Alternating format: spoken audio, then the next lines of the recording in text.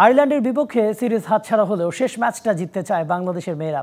One day সিরিজে white wash করা Irish মেয়েদের কাছে টি-20 সিরিজে নিজেদেরকে হোয়াইট ওয়াশ এড়ানোই এখন মূল লক্ষ্য নিগার সুলতানা জ্যোতির দলের। সিলেট স্টেডিয়ামে আজ সকাল 10টায় শুরু হবে বাংলাদেশ আয়ারল্যান্ড নারী ক্রিকেট দলের শেষ টি-20 ম্যাচটি।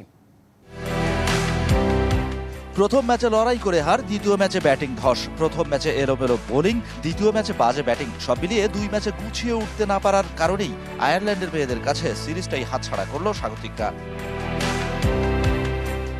ওয়ানডের হোয়াইট ওয়াশ প্রতিশোধের নেশা আইরিশ মেয়েদের চোখে। বিষয়টা জানে বাংলাদেশের মেয়েরাও। কখনো ব্যাট কখনো বল, ক্লিকটা হচ্ছে না ঠিক মতো। ওয়ানডে সিরিজের মতো টিম গেম দিয়েই শেষ ম্যাচটা জয়ের লক্ষ্য। দুইটা টিমই খেলতে নামি, দেখেন বলতে গেলে ওরাও যেমন খেলতে আসছে আমরাও খেলতেছি।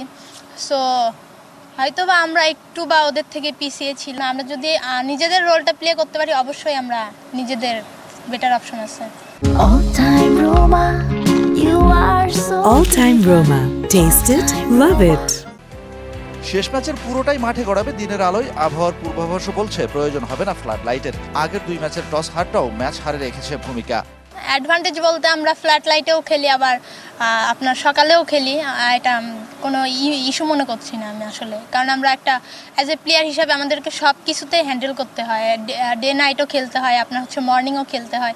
নিজেদের 129 নম্বর টি-20টা জিততে চায় বাংলাদেশ। আইরিশদের বিপক্ষে 14তম ম্যাচে নবম জয়ের খোঁজে জ্যোতি ব্রিগেড।